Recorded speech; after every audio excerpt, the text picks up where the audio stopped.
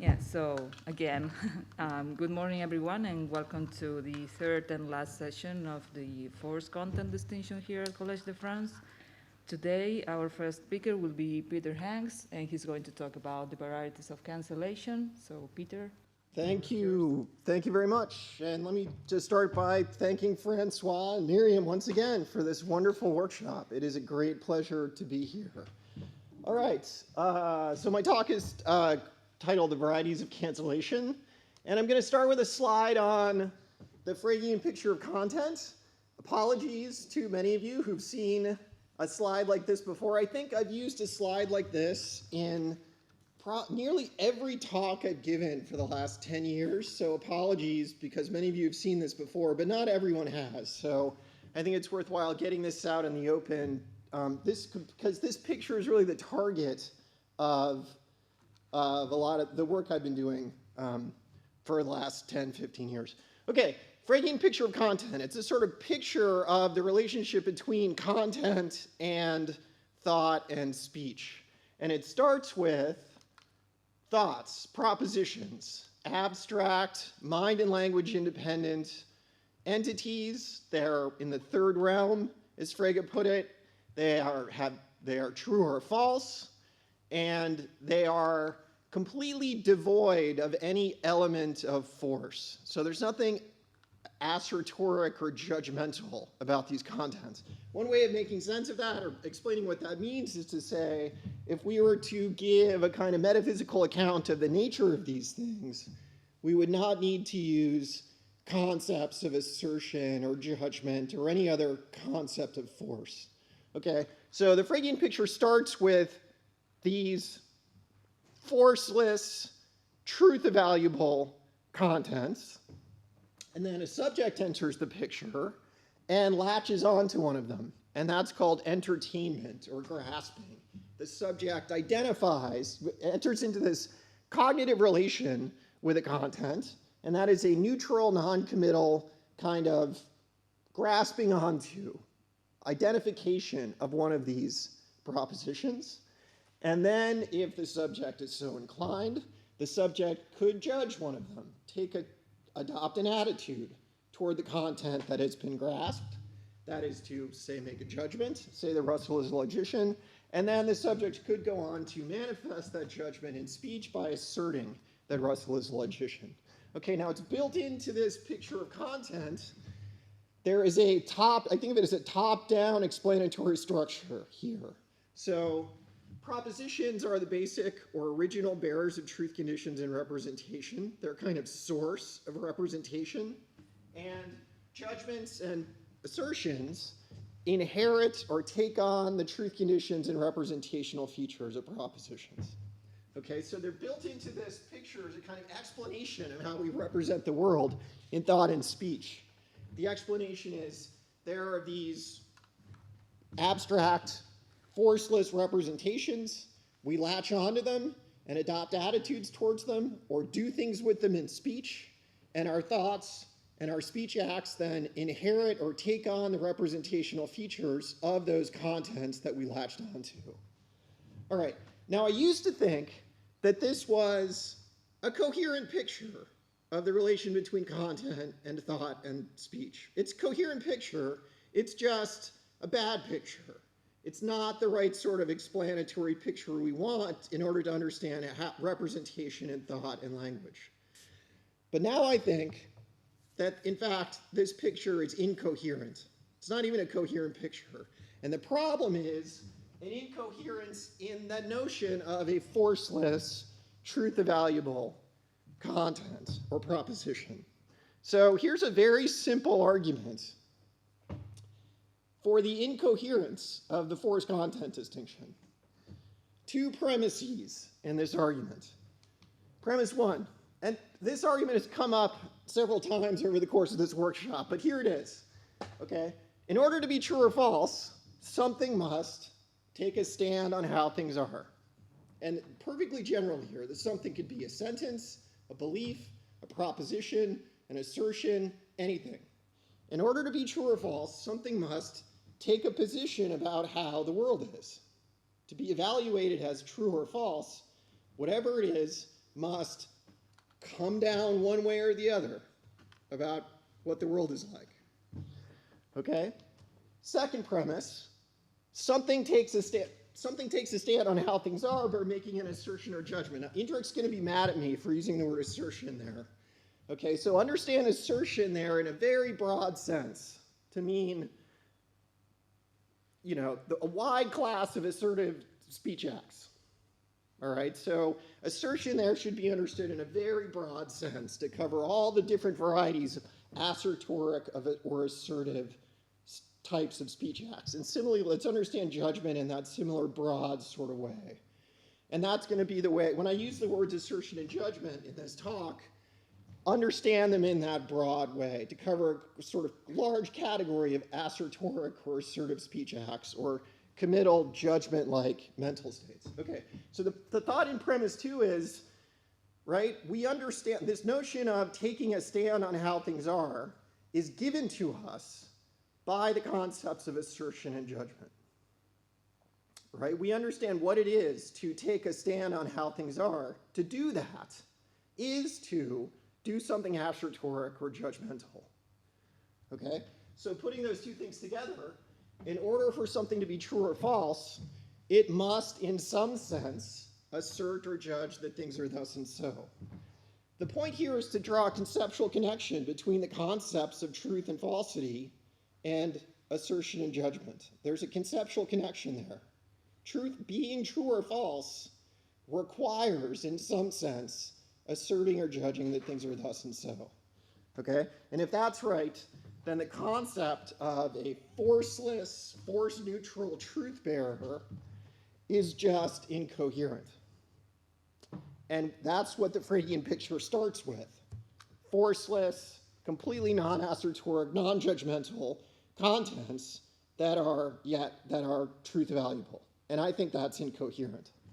Okay, so this idea, this argument, right, let's apply it to declarative sentences. Declarative sentence, I'm going to suppress context sensitivity. So declarative sentences relative to context are true or false, but I'm not worried about context sensitivity at all, so let's just suppress that. So declarative sentences are true or false. So a declarative sentence must, in some sense, assert that things are thus and so. That's actually, it's not totally unnatural to say that about sentences. We do say things like, this sentence says that, it's raining, or this sentence asserts that such and such. We do speak that way about sentences. But what could it mean for a sentence to assert something? Assertion is a kind of action. What could it mean for a sentence to perform an assertion? What could that literally mean? How can we make sense of that idea? Well, here I think is a natural way of making sense of it.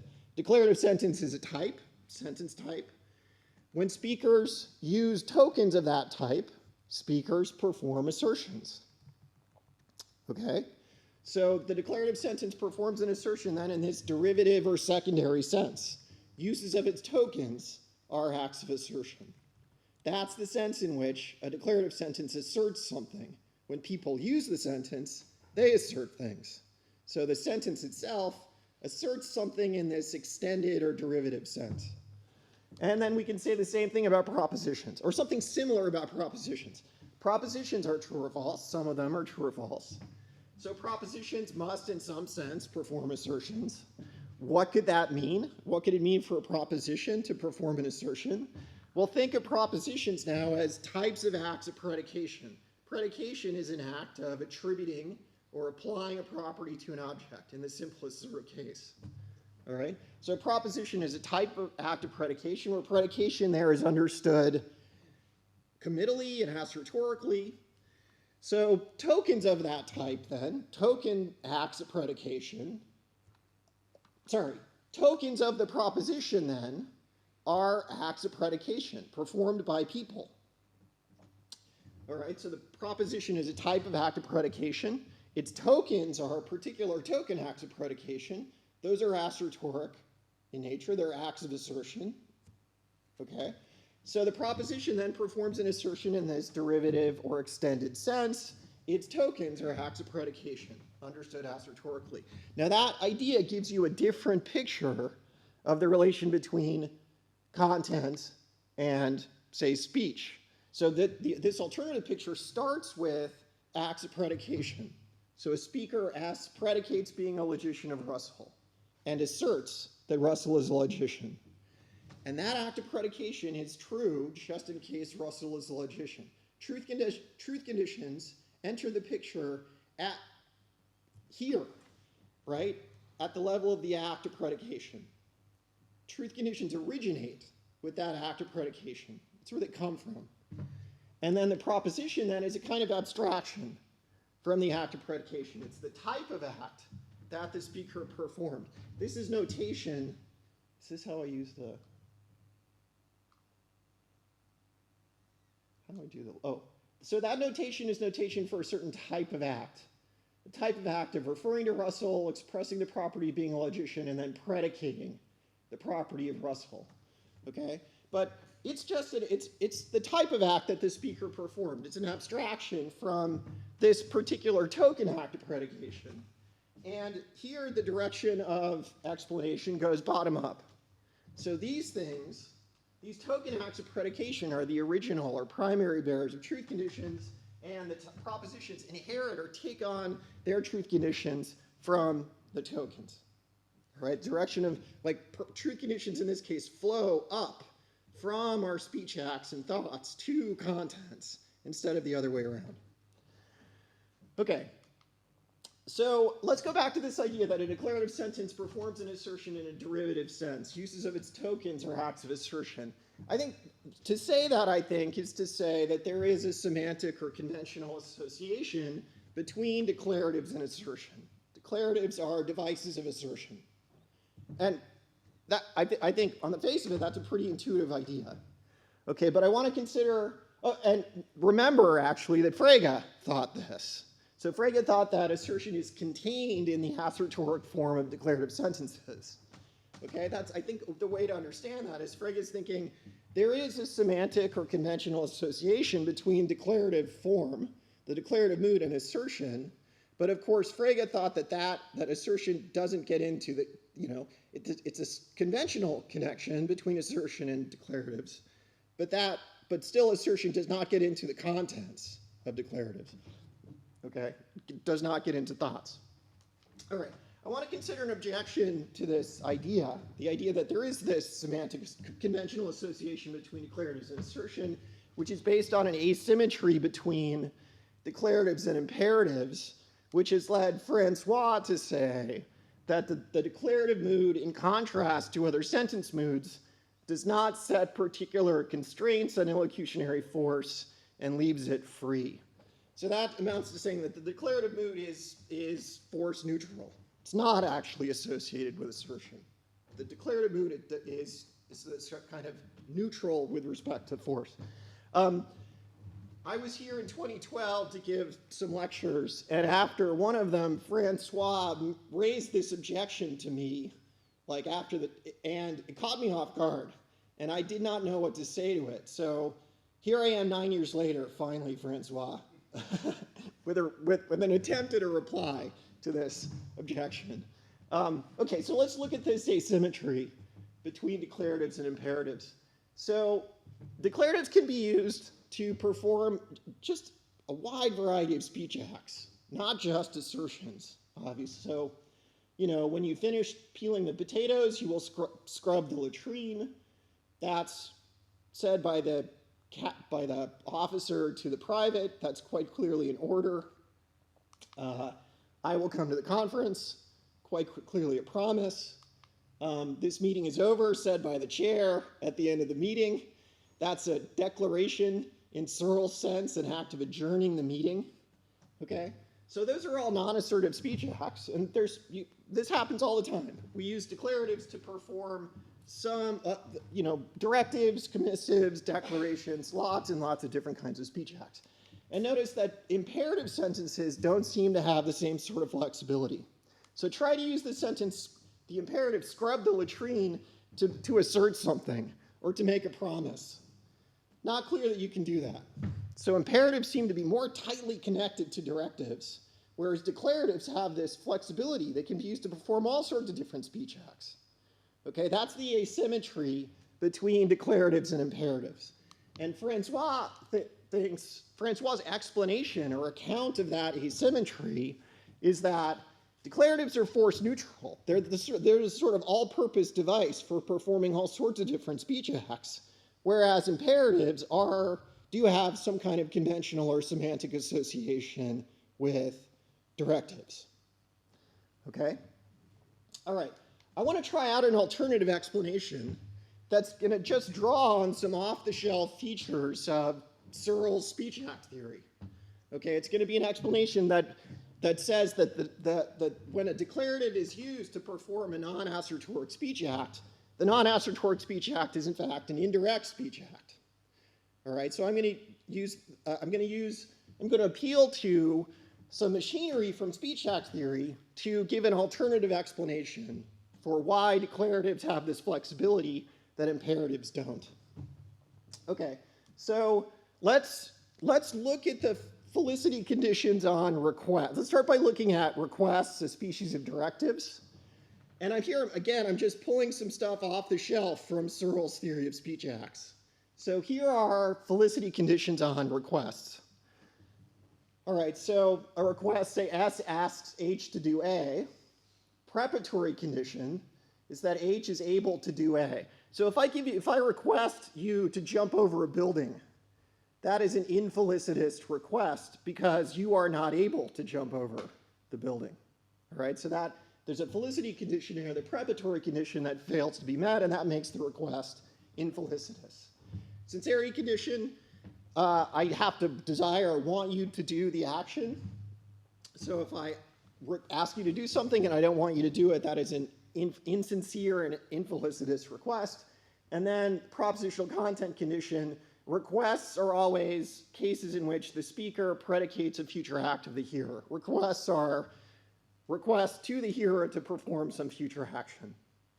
Okay, so the thought here is by using a declarative to assert that one of these felicity conditions is met, I can indirectly perform the request, the corresponding request. So here I say to you, you could be a little quieter. I have asserted that the preparatory condition is met, and in doing so, I indirectly request you to be a little quieter. I've asserted that you are able to be a little quieter, and thereby I have requested you, asked you to be quieter. Or I'd say I want you to mow the lawn by way of requesting you to mow the lawn, asking you to mow the lawn. Here I've asserted that the sincerity condition holds. I want you to mow the lawn, and I do that by way of asking you to do it. Right? I say to my son, I want you to mow the lawn. I can do that and direct him to mow the lawn. Or you will scrub the latrine, said by the officer to the private. There I am just asserting the propositional content condition on the request. And that quite clearly could be an order to the private to scrub the latrine. So here we see declaratives here are used to assert that the felicity conditions on the request are satisfied, and in that way are used to indirectly perform the corresponding requests. It works the same way with promises. Okay, so here the felicity condition, again, this is straight off the shelf from Searle's theory of speech acts. Felicity conditions on promises. For my promise to be felicitous, I promise you to do A. It's got to be that I'm able to do A, so I can't felicitously promise you that I will jump over a building. It's also got to be that the hearer wants the speaker to do A, so I can't felicitously promise to punch you in the face, assuming you don't want me to do that. Okay, the sincerity condition is that I intend to do it, and the propositional content condition, the thought there is that promises are always involved predicating a future, the speaker is always predicating a future act of herself when the speaker makes a promise. All right, so I could mow the lawn for you, right? there I'm asserting that the first preparatory condition is met. And that could quite clearly be a kind of taking on a commitment to mow the lawn. I indirectly promise by asserting that that preparatory condition I'm promising is satisfied. I plan to pick you up at the airport. I intend to pick you up at the airport. That could be said by way of promising, committing yourself to picking someone up at the airport. And there I am asserting this sincerity condition is met. I will come to the conference. I'm asserting that the propositional content of the promise is satisfied, and thereby indirectly promising. Okay, so general pattern is emerging here. How to indirectly phi. Use a declarative to assert that a felicity condition on phi is satisfied. It also works to a more limited extent with interrogatives. Not quite, it doesn't work quite as widely with interrogatives, but I say, could you mow the lawn this afternoon? By way of requesting that you mow the lawn, there I am asking about the preparatory condition on that request. Okay, but notice, here's the key point. This does not work with imperatives. You can't do this with imperatives. So the thought here is, suppose I try to give an order, I issue an order for a felicity condition on phi to be satisfied, right? I try to order the felicity condition to be satisfied, okay? By making the order, that implies that that felicity condition is not satisfied. And that means that I cannot felicitously phi by ordering the felicity condition on phi to be met. Let's look at an example. Let's see how this works with an example. So here are the felicity conditions on assertions. Again, straight off the shelf from Searle's theory of speech acts.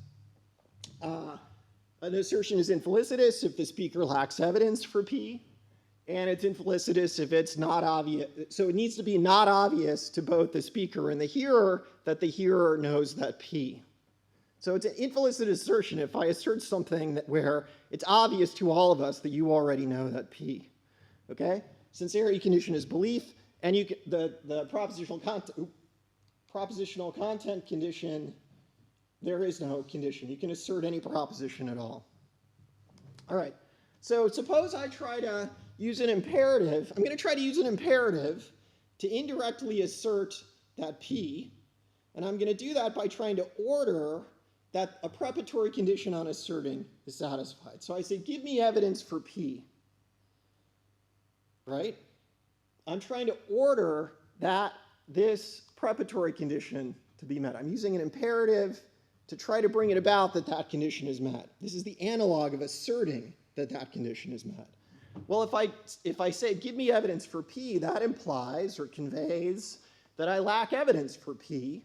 And if I lack evidence for P, then I cannot felicitously assert that P. So that's why I can't use this imperative to indirectly assert that P. Trying to use the imperative to order the preparatory condition to be met implies that that preparatory condition is not met. And so I can't felicitously then assert that P. Similarly, make it not obvious that you know that P. Kind of a weird thing to say, but if I say that, then that implies that it is obvious that you know that P. And so that preparatory condition is not met. And so I can't felicitously then, by saying this, right? By saying this, I imply that I cannot that my assertion that P would be infelicitous. Okay? Bring it about that I believe that P. Another odd thing to say.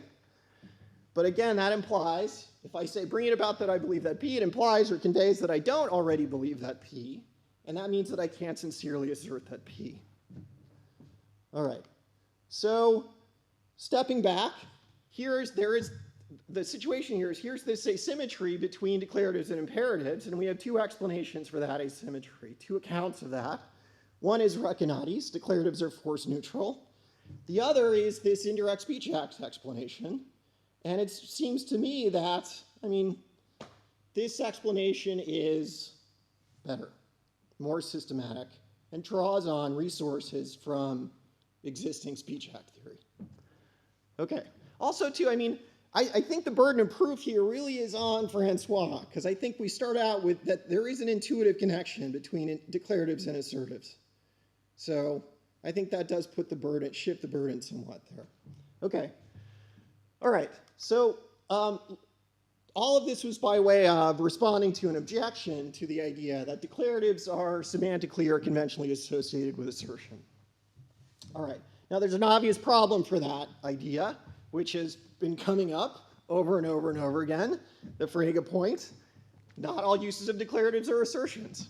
There are many use cases in which a speaker uses an assertion but does not perform an assertion. Again, assertion there understood very broadly to mean the category of assertive speech acts. Okay, so conditionals, disjunctions, theater, all the cases of the Frege point. All right, so I think that just shows that the association between declaratives and assertion must be defeasible. There is an association there, but it's a defeasible connection. Okay? There are in other words, another way to say that is just, there are contexts in which a speaker uses a declarative sentence, but does not thereby perform an assertion. Okay? And let's call those cancellation contexts. That's a word that I introduced for just contexts in which, one way to put it is, context in which speaker uses a declarative sentence, but does not thereby perform an assertion. Something else is going on in the context that blocks or overrides or cancels the normal, conventional assertoric force of the use of the declarative sentence. And then similar thing, we sort of run through a similar line of thought about propositions. Propositions are types of acts of predication, where predication is understood to be committal or assertoric in nature, but not all tokens of propositions, not all acts of predication are assertions. So, in a conditional, when I say if A is F, then B is G, when I use the antecedent there, I think I performed an act of predication, but I'm not asserting that A is F. So that's a case where I've predicated, but I have not asserted that A is F. I think that just shows that acts of predication are defeasibly assertoric and committal. And another way to say that is just to say there are contexts in which a speaker performs an act of predication but does not thereby perform an assertion. And let's call those cancellation contexts. Contexts in which the assertoricness of predication is defeated by something else going on in the context.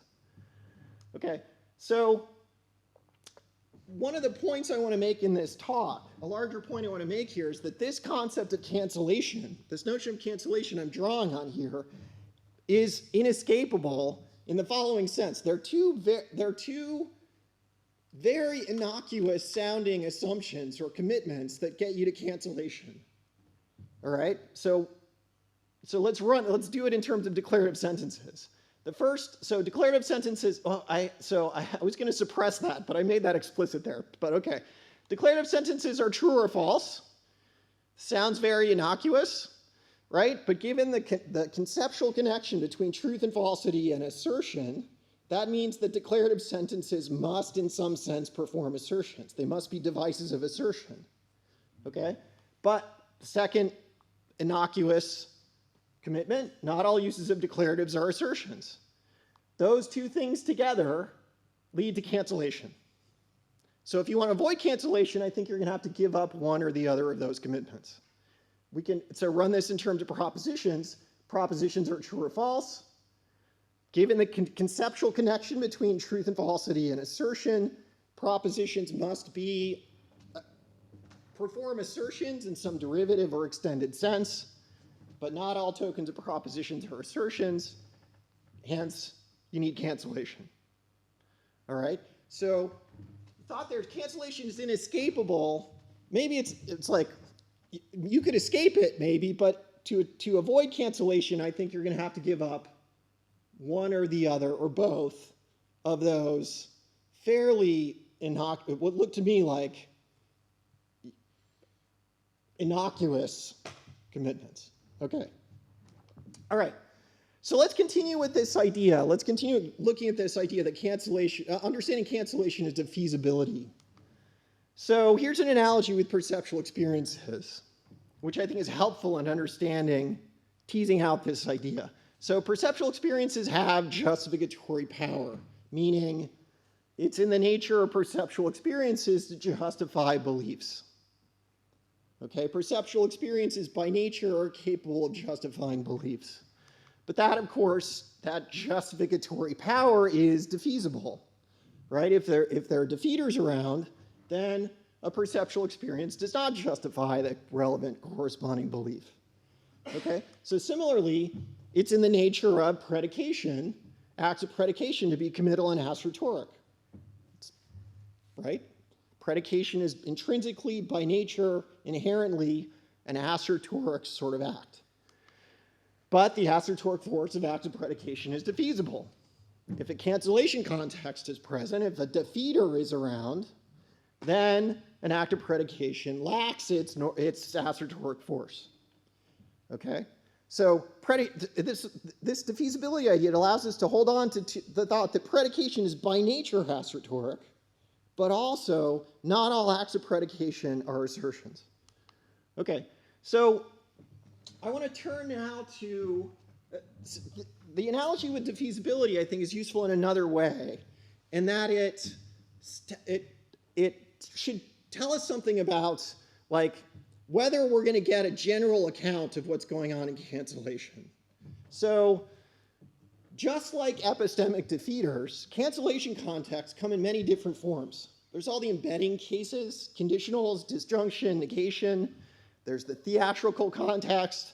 There's verbal irony, attitude reports, modal sentences. All sorts. Cancellation is a wide-ranging phenomenon. Just like epistemic defeaters come in all sorts of different forms. Now, I take it there's no temptation to say that there's one single kind of mechanism of defeat that runs through all the cases of epistemic defeat. I take it, there should be little temptation to say that there's one single account we can give of how epistemic defeasibility works. And I'm inclined to say the same thing about cancellation, right? There's no single mechanism of cancellation running through all the different varieties of cancellation. So to try to support that, I'm going to make François the target again here. I'm going to look at an attempt to give such a unified explanation that François gives in a paper from 2019. Okay, so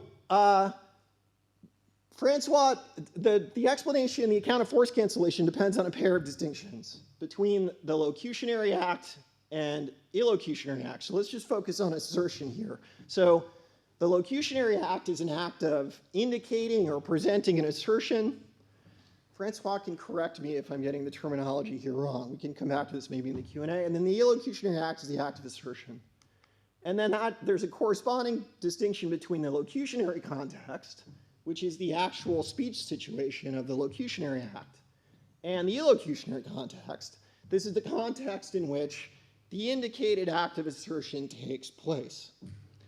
Okay, so cancellation occurs when the locutionary context comes apart from the illocutionary context. That's François' sort of general explanation of how cancellation works.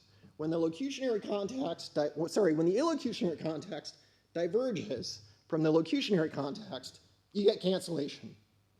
Okay, so let's see. I think this works very well for the theatrical example, the case of stage play acting on stage. All right, so let's imagine there's a play, and S is the actor, and S is playing Frege in the play. Boring play, but I don't know, whatever. Okay. And S says, as part of the play, Russell is a logician, playing the part of Frege. So here the locutionary context is the actual real-life setting of the stage and the actor on stage. The real world, the locutionary context is the actor standing there in the play saying, Russell is a logician. And S is the speaker in the locutionary context. The illocutionary context is the non-actual fictional world of the play, right? It's the fictional world that's being presented by the play, and Frege, in that fictional world, is the speaker in the illocutionary context. Okay? So François, following Ducrot, François uses the term enunciator for the speaker in the illocutionary context. In this case, the speaker is Frege in the fiction. The enunciator is always the speaker in the illocutionary context. All right? So cancellation, another way to get a cancellation occurs when the actual speaker, the speaker of the locutionary context, is not the enunciator. The enunciator is someone other than the actual speaker. That's when you get cancellation. And you can see there's a kind of general mechanism of cancellation that's supposed to be at work here. The thought is responsibility for the assertion transfers to the enunciator. It's the enunciator who is asserting, not the actual speaker. So that explains why S here can say Russell is a logician. I would say predicate being a logician of Russell, but responsibility, the assertion actually transfers over to the fictional Frege. And François' thought is that's how cancellation works in all cases, through this mechanism of a transfer of responsibility from the actual speaker to some other different enunciator. I think it's a super cool idea, and I actually think it works really well for the case of the actor on stage. Makes a lot of sense of what's going on for that case. The idea I want to resist is that this is how cancellation works across the board. Right? I think it's a mistake to take this mechanism and try to use it to explain how cancellation works everywhere in all the different varieties of cancellation. Okay, so let's look at another case where you might think that François' account works well. The case of indirect speech, so speech act reports. All right, so suppose Mary says, John asserted that the earth is flat. Okay, so Mary has not asserted that the earth is flat. So we're thinking about the use of the embedded declarative there. Okay, here's what François says about this example. The speaker takes responsibility for the top-level assertion that John believes or said, that P, but it is John who takes responsibility for the embedded assertion, that P. That assertion is simulated by the speaker, putting herself in John's shoes. Okay, so the thought here is speaker is Mary, enunciator is John. Responsibility for the assertion shifts to John. So John takes responsibility for asserting that the earth is flat. Okay? So when Mary says, John asserted that the earth is flat, if François is right, that means John now takes on responsibility for asserting that the earth is flat. And that seems to me to be wrong. Right? It's not sufficient for John to take on an assertor commitment to the earth being flat. It's not sufficient. Well, Mary's saying John asserted that P is not sufficient for John to become committed to the earth being flat. Mary could get it wrong, right? Mary could be wrong. Maybe John never did assert that the earth is flat. So the mere fact that Mary said that John asserted that the earth is flat, that does not put responsibility for the assertion that the earth is flat onto John, right? It would have to be that John accepts that report in order for him to take on responsibility for that assertion. The mere fact that Mary said that he asserted it does not put him on the hook for asserting that the earth is flat. All right? So I actually think this account does not work for the case of indirect speech. Okay? It's like this would make it too easy to foist assertor commitments on other people. I could do that just by saying, Indrek said that the moon is made of green cheese. By my saying that, I now make Indrek committed to the moon's being made of green cheese. But he's not committed to that by my saying that he said that. All right. Okay. So let me just throw out an alternative mechanism here, an alternative explanation of what's going on. And it's very mundane, sort of flat-footed, and kind of obvious and sort of trivial, but I think it's the right thing to say about this case. The reason Mary's not asserting that the earth is flat is because she's predicating flatness of the earth as part of this larger act of attributing an assertion to John. That's why. It's because that act of predication is part of or takes place inside a larger act of an attribution, of an assertion to John. That's why she's not asserting that the earth is flat. It's not transfer of responsibility from one speaker to another. It's just the fact that the act of predication is part of this larger thing that Mary is doing. All right, let's look at another case, verbal irony. So my wife says to me, I can't wait to go to the department party. She has actually said that to me, as a kid, ironically. All right, so now when my wife says that, she's not asserting that, right? That's not it's a case of verbal irony. She's not actually asserting that. So if recognized account is going to work here, we need there to be an enunciator who is not my wife. And it's just not clear who that is. Not clear what the illocutionary context is and who the speaker of that context is supposed to be. All right, now Recanati draws on an idea from Sperber and Wilson that verbal irony is echoic. So here's an example to illustrate that idea, that verbal irony is echoic. The example is, so he says, it's a lovely day for a picnic. They go for a picnic and it rains. And then she says, ironically, it's a lovely day for a picnic indeed. And she is, as it were, echoing what he said, right? And in that case, it looks like, yeah, okay, so here say speaker, she is the speaker, he is the enunciator, though, and responsibility for the assertion is transferred over to him. All right? So that mechanism seems to work in this case of echoic verbal irony. Here's another example from Wilson. So Mary is just leaving a difficult meeting and says, ironically, well, that went well. Okay? So Wilson says about this case, Wilson is defending this idea that verbal irony is echoic. Wilson says, Mary's utterance might be understood as echoing Mary's earlier hopes or expectations, or the reassurances of her friends that the meeting would go well, in order to show that she now finds them ridiculously over-optimistic or ill-founded. Okay? It might be understood that way, but it seems to me that it need not. Okay? You know, Mary's utterance could still be ironic if neither Mary nor anyone else ever said or hoped or expected that the meeting would go well. I just don't see that there has to be some other speaker around whose thoughts or utterances are being echoed in every case of verbal irony. All right, but but the account now that appeals to this enunciator requires such echoing. Okay, conditionals. If A is F, then B is G. Speaker's not asserting A is F or that B is G. Here's Recanati. The speaker or thinker simulates a committal attitude toward the antecedent, and the consequent is asserted within that simulation. That is under the pretense that the antecedent holds. So the thought here is, all right, so the locutionary context is actual speech situation where S says if A is F, then B is G. The illocutionary context is this. So the speaker is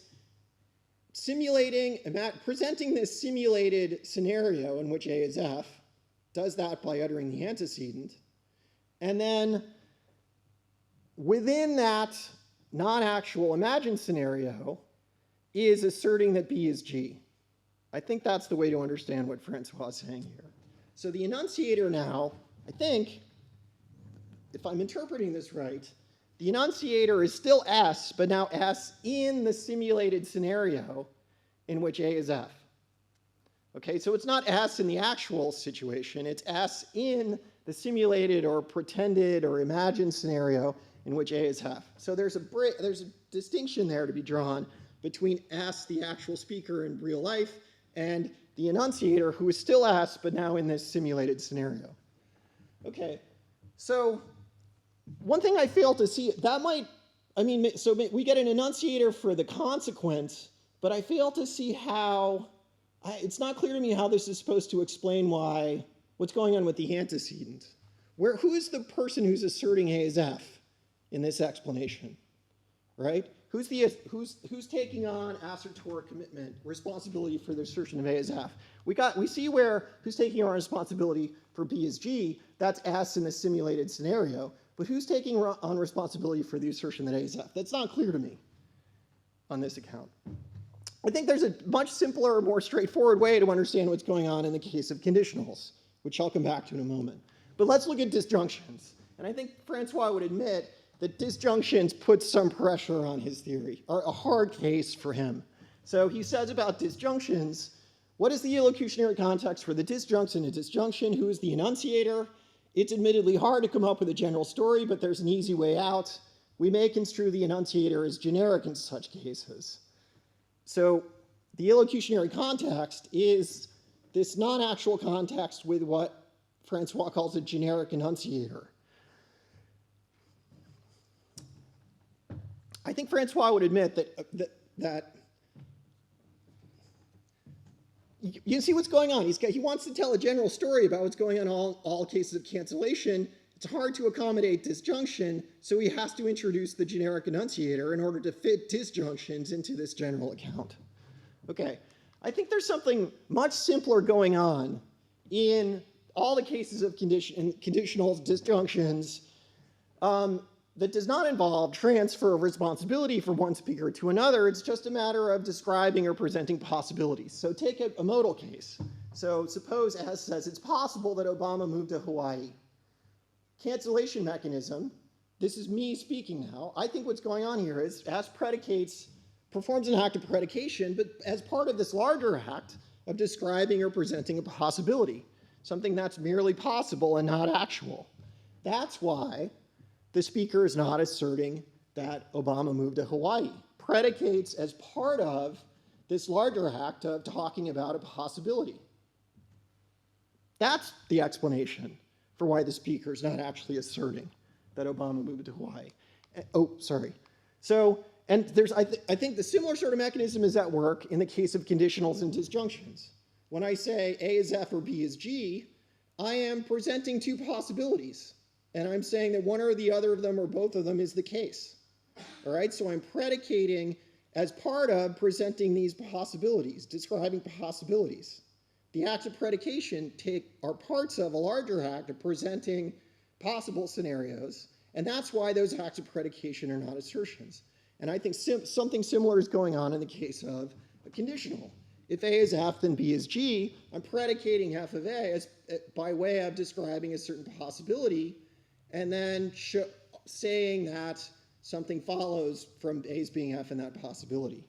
Okay, so this sort of sums up. The thought here is there are lots of different cancellation contexts: play acting, echoic verbal irony, non-echoic verbal irony. I think François' explanation works for these two cases. I'm not sure I know what to say about non-echoic verbal irony, but they're just different mechanisms at work in the different cases of cancellation. There's no single mechanism or explanation that runs through all of these cases. All right, I'm over time now, so that's it, the end.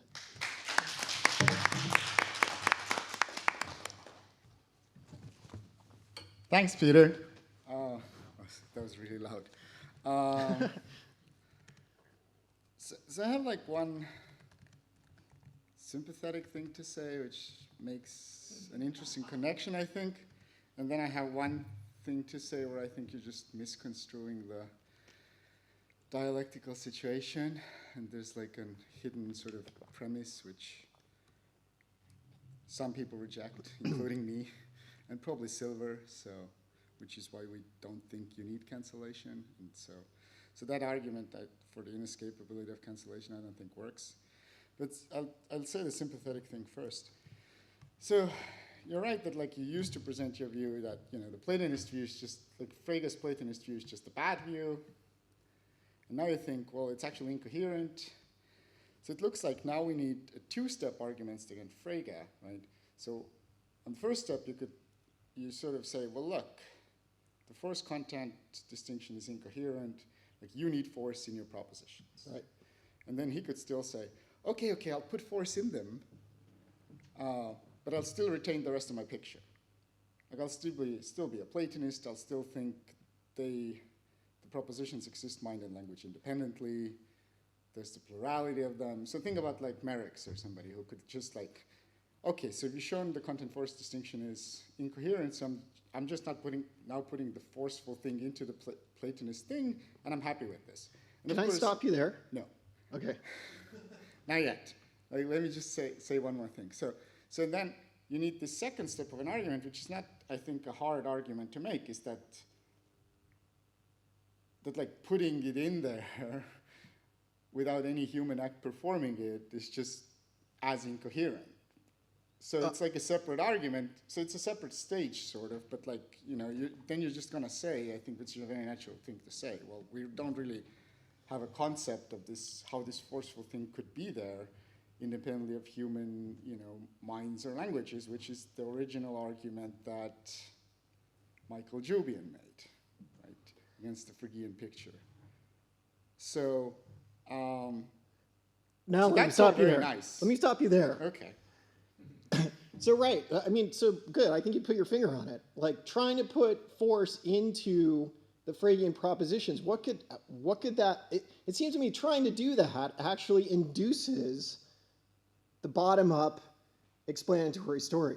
Yeah, no, I Right, agree, trying I to make agree. sense of how a content could be assertoric leads to the view that they are types of acts of predication. And that's the bottom-up I story. totally agree. Yeah, I mean, good. that's why I said it's a very Okay. short step of an Yeah. extra argument. Like, I just imagined that, like, a Phrygian could at first take this step of, like, oh, I'm just going to put force in my propositions too. So that's how I escape your incoherence point. But it comes back with, like, it's a very short step. Yeah, good. So, but the connection I wanted to make is to Dummett's famous 59 paper, Truth. Right? So Dummett argues in that paper that, like, you don't understand, like, you can give a formal description of a game, but you don't understand what it is to play a game. Like, you don't understand what it means to call one of those end states winning unless you also knew that, like, it's the point of playing is to aim to win. Right?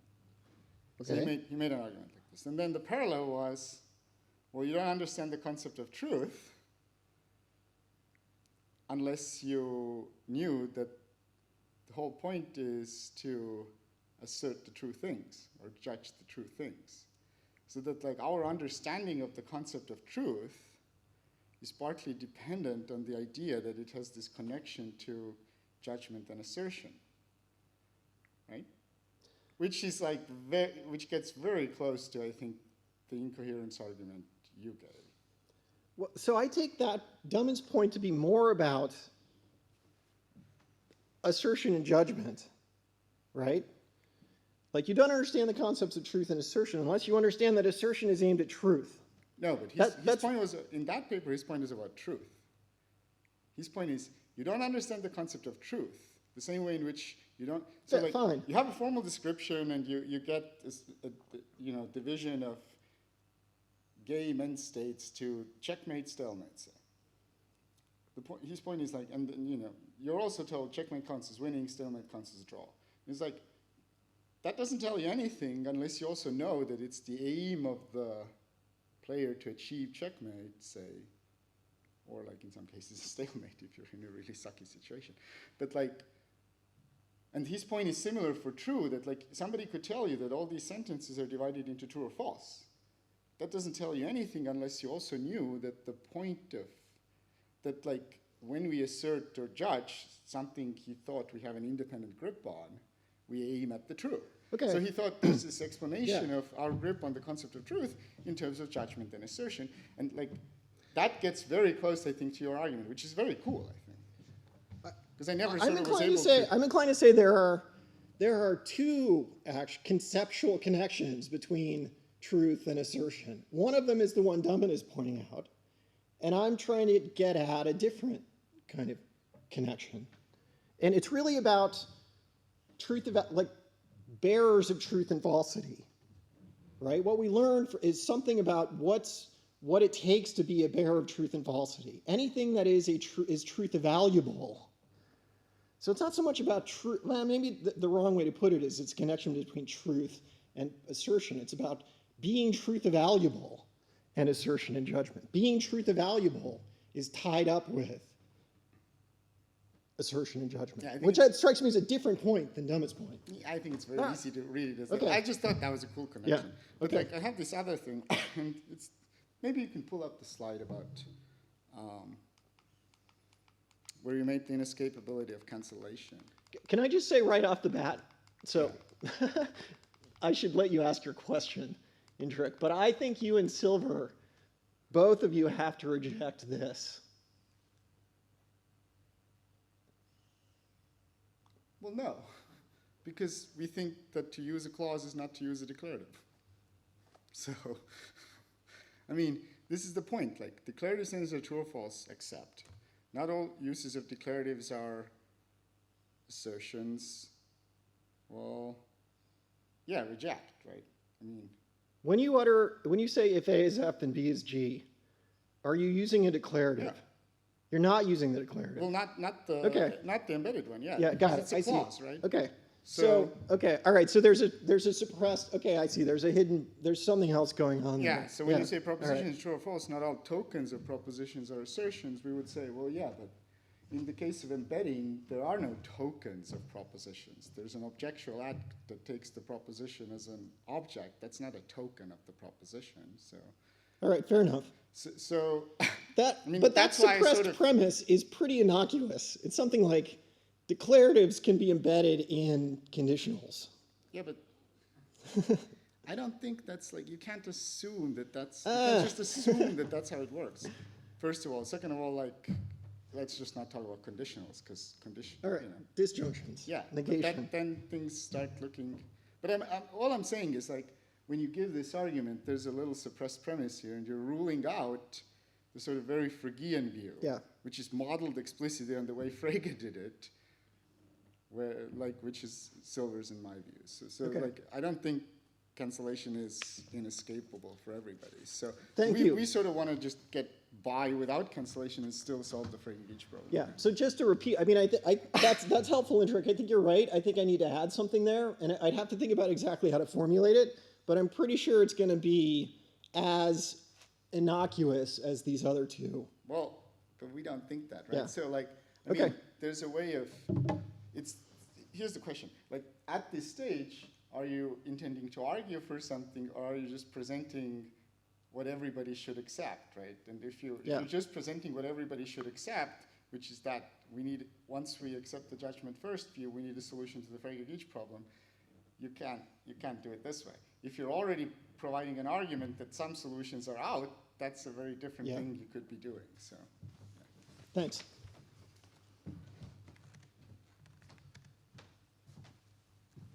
Well, thanks, Peter. Great talk, as usual, coming from you.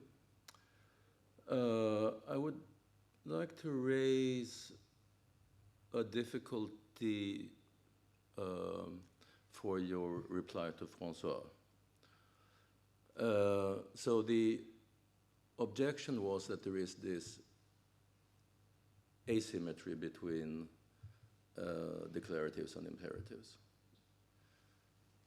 which would indicate that declaratives are forceless and imperatives are not. And then you reply to that, well, I can give an alternative explanation by showing that when we use the declaratives to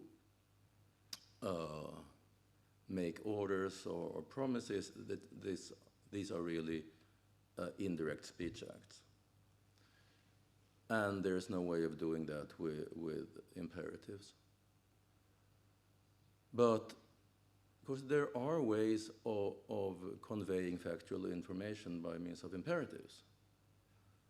For instance, I can say to someone, well, don't walk on the ice when the temperature is above 0. Someone who is just about to step out on the ice. I can say, don't get him started. I can say, don't alter the fact that P. In all these cases, I'm conveying factual information by means of an imperative. And so if you agree that there is an asymmetry between imperatives and declaratives, the risk is that this asymmetry is cancelled if you allow yourself to appeal to Yeah. indirect speech acts. Yeah. Yeah, so good. I mean, maybe there is no such asymmetry. And then there's no argument then for the view that declaratives are force neutral. So happy to say that too. I was kind of willing to accept the asymmetry for the sake of argument and then offer an alternative explanation. I'm not convinced that, in your examples, they're great examples. Do you want to say that you've asserted Well, that, what was it, that the ice is dangerous or something? Or Well, there is a case to be made for saying that there is an indirect assertion made by means of the declarative. I'm not sure that, you can appeal to presupposition, you can appeal to conversational implicature, but then you would need to make some kind of rather fine-grained distinction between these two. So it seems not totally off to me to say that, yes, there's an indirect assertion there. yeah, I agree. Yeah. Yeah. So if you still agree that without going to indirect speech acts, there is still an asymmetry between the declaratives and the imperatives, then the idea is that you lose that asymmetry if you allow yourself to explain it by means of indirect speech acts. So that puts some pressure on your reply, it seems to me. Of course, if you say, no, there is no asymmetry, fine. But if you still agree that prima facie, without going into indirect speech act, there is an asymmetry. I mean, you're giving me a disjunctive strategy for replying to Francois. Either deny the asymmetry, and then there's nothing there that needs to be explained. Then I don't have to say anything then about indirect speech acts. Or there's a question there about what's going on with these cases where we're using declaratives and imperatives to perform other sorts of speech acts. Yeah. Either I deny the asymmetry or I accept it, and then I give my indirect speech act explanation. But I would have to then look carefully at the details of your examples and argue that they are not indirect assertions. That's true. Yeah. But the asymmetry claim that you accepted once has some plausibility to it. So it's not an easy step to take, just deny it. Right. Yeah, I mean, it would be a matter of getting into the details of your examples and arguing about a certain interpretation of what's going on in those. Yeah, that's exactly right. Thank you. So thanks, it was a great talk. Very flat-footed question that I was hoping you could walk me through coming from a different area. So I'm just trying to channel Fred Dretsky in thinking about the first few slides. And I feel like, the idea that propositions are the basic truth bearers versus us making assertions, thinking, what about just the idea of using basic information theory? The idea that the tree rings carry the information about the age of the tree seems to be true regardless of anything in Plato's heaven, regardless of anything about our judgments, and that we don't need to go so ethereal for what the basic bearers of content might be, and why not have that be a place where we can start trying to build this theory as a kind of middle ground between there having to be somebody making a judgment or something making a judgment and these other things that are out in the third realm. So you're thinking the tree rings, the rings on the tree are that the tree rings are true or false. Is that what you're thinking? But yeah, they're true. It's truth evaluability there. There's an objective fact about what things are carrying what information, and those objective facts are just stated from the world. We can pick up on them or not pick up on them, and they're going to be true or false based on just information theoretic principles. Yeah, I mean, so a couple ways for me to go there.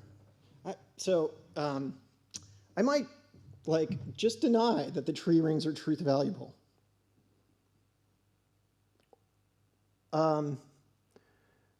Or maybe a more plausible way to go would be to say, yeah, that fact about the tree and the rings on the tree, that's true or false, but because of that, we have to, the tree rings must, in some sense, be asserting something about, say, the age of the tree, I take it. And now the question is, how do we make sense of that claim that the tree rings are asserting something about the tree, right? That's what I'm committed to now saying there's some sense to be, we have to be able to make some sense of the tree rings making an assertion. What could that mean, right? Yeah, so on the first one, I wouldn't want to say the tree rings are truth valuable. It's that the tree rings carrying the information of the tree's age is true or false. Is the sort of thing that's truth valuable because it's a reliable, informative connection that we could get information from if we cared to, but is true regardless of us and true regardless of anything in Plato's heaven. But in the second reading you gave, it didn't seem that bad. On the assertion reading, yeah. Yes, if you're already having assertion be this thing that's broader than just linguistic speech acts.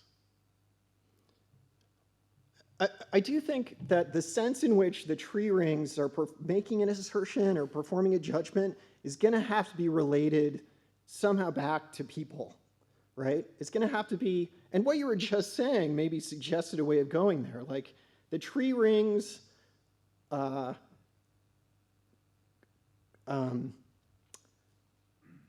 there to be taken by us as providing information about how old the tree is.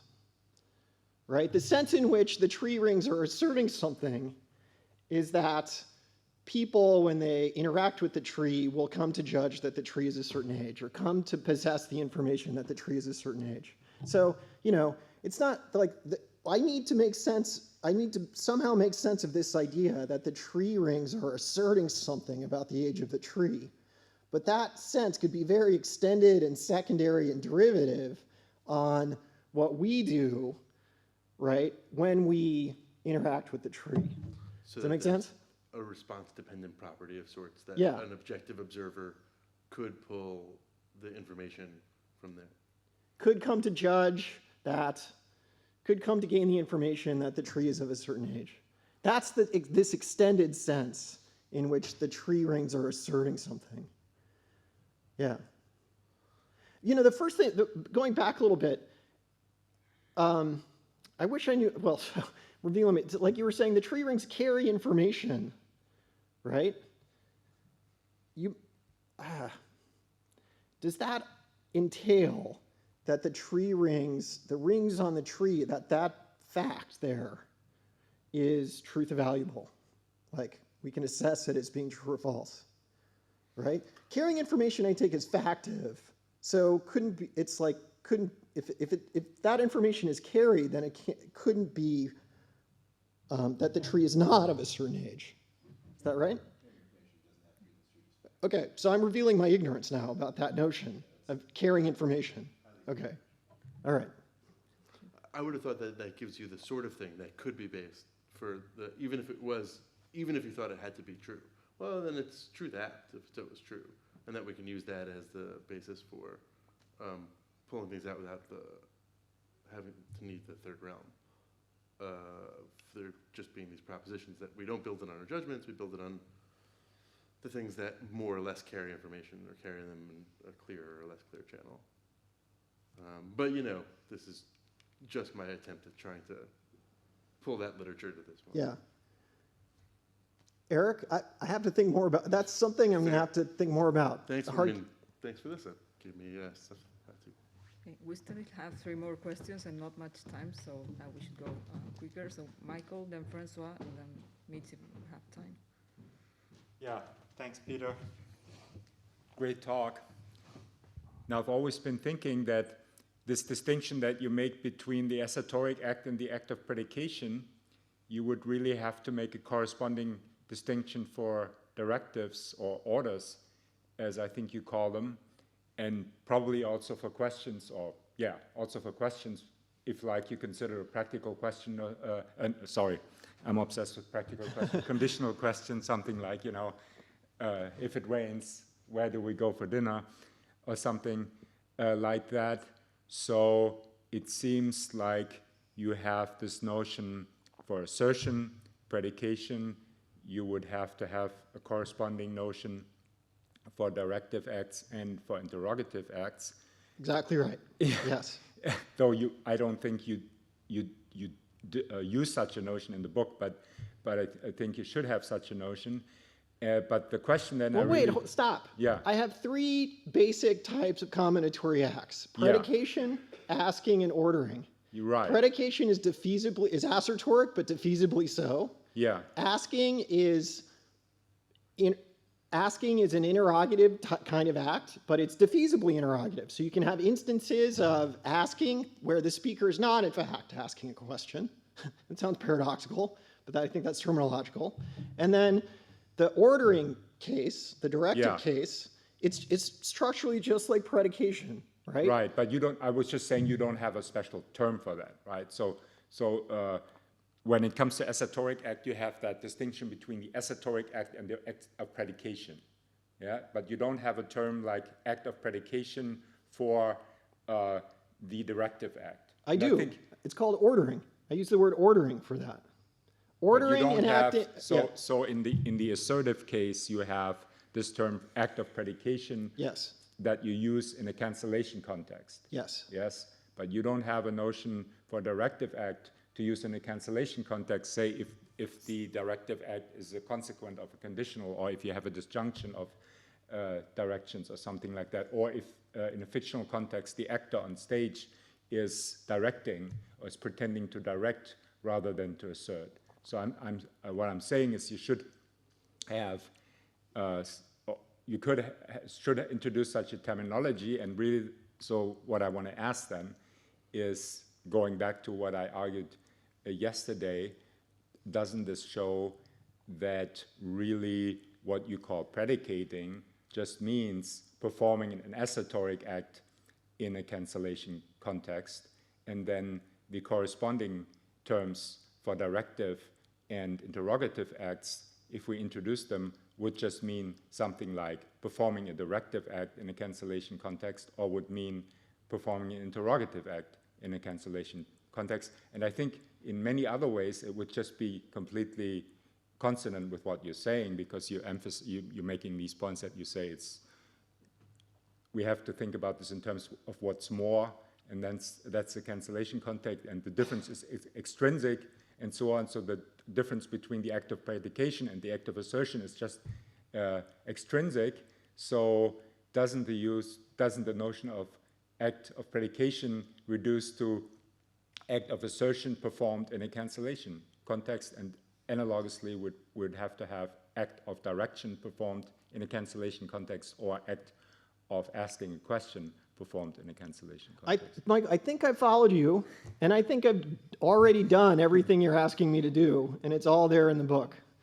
Okay. So there are 3 acts: predication, asking, and ordering, and the cancellation story is supposed to apply to all of them. So it's supposed to be that you can perform an act of ordering in a cancellation context and not thereby perform a directive. But you do make a that's distinction. structurally supposed to be exactly like predicating. You do not only distinguish between acts of predication, acts of ordering, and acts of asking, but you also distinguish between act of predication and act of assertion. And so that was my point, that you would have to make a corresponding distinction for direction and interrogative act. But so okay. Yeah, we're in a big terminological muddle here, I think is what's going on.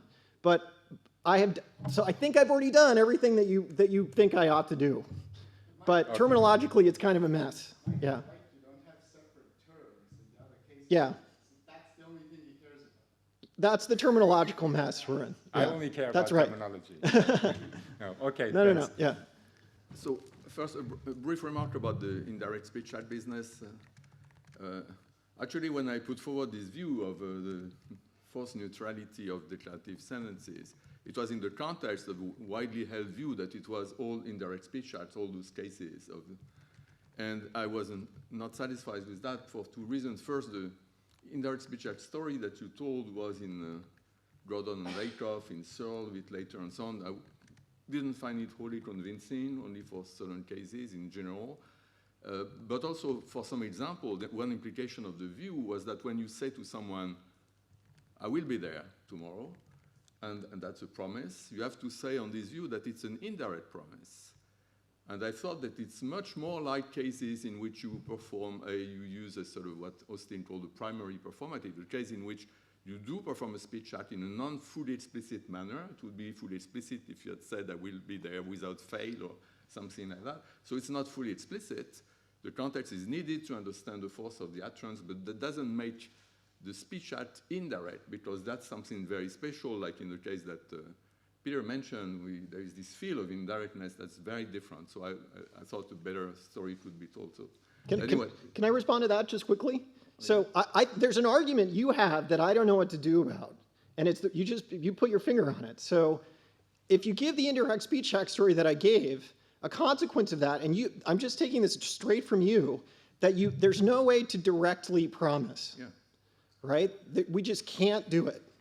You cannot directly make a promise. Promises are always indirect, and that's strange. I agree. That's a strange fact. Consequence of the indirect speech act explanation, which if declaratives are force neutral, I can directly promise by saying I will come to the conference. So good point. I don't know what to say about that, Okay, so indeed. Check mark for François there. Now about what you said about force cancellation and all that, there is this issue that I raised in my talk, and so I'm going to repeat it. If you think that propositions are types of acts where the act in question is the act of an assertoric act, so when you ascribe a property to an object that's true or false, that's correct or incorrect, and you're committed to the object being that way and so on. So that's an act of assertion.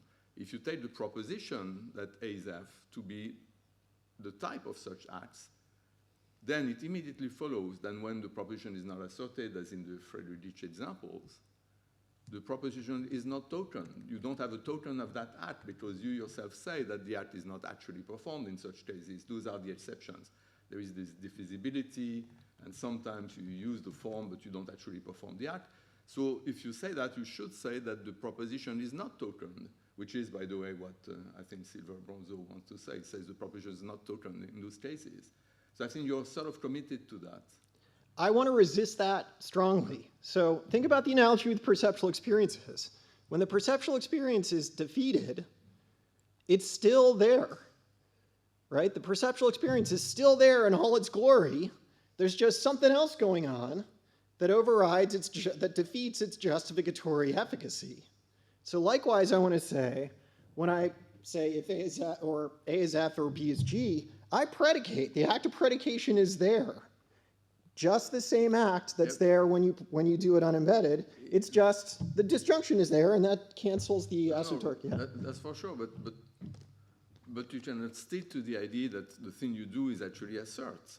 And that was the idea originally when you said there is this conceptual connection. You said that whenever there is a proposition, true or false proposition, there's got to be this act of assertion, because otherwise there wouldn't be a true or false proposition. And now you're retracting this by saying it's simply, it's divisible and so on. It's not the same idea. There is this idea that there is this constitutive connection that's very strong. And the idea that it's divisibly assertoric is much weaker.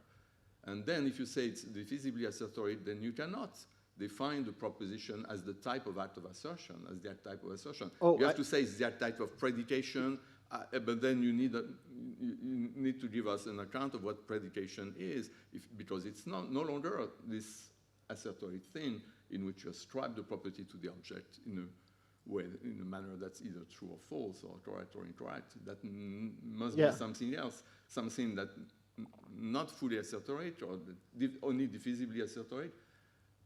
Yeah, there's no way. So it's very important for me to distinguish between predication and assertion. So I have never said that propositions are types of acts of assertion, right? It's never been, I've never said that. That's When not. you say forceful predication. Forceful predication, is assertion. yes. What is forceful predication if not assertion? Predication is assertoric in nature, but diffusibly so. Diffusibly assertoric. So, but I don't see, it can be constitutively assertoric. There's nothing inconsistent in thinking that predication is inherently, intrinsically, constitutively assertoric, but it's also diffusibly assertoric. The point of the perceptual experience analogy is supposed to show that that's a coherent, perceptual experience are constitutively justificatory, but diffusibly so. Nothing wrong. I don't see why that's paradoxical. No, I guess. that's not paradoxical Yeah. at all. That's, but then you cannot indeed, you have the way you phrase this notion of the type of act. Now it's a type of act of predication that not necessarily assertoric. Right, yes. So that's very different from the view that you seem to hold that actually it was a sort of type of act of a type of assertoric act. That's what a proposition is. Yeah. So the view is much weaker, but it's coherent and it's fine, and there is nothing wrong with it. I don't think I've changed my mind about anything today, but I mean, I don't think this, I don't see like the diffusability, using diffusability to understand cancellation. I don't see that as a change in my views about predication or cancellation. I'm just it's a different way of teasing out what I've thought all along, I guess. But Well, yeah, I'm very sorry, but we don't have time for more questions, Okay. so let's thank Peter again. And today we'll resume the session at noon, so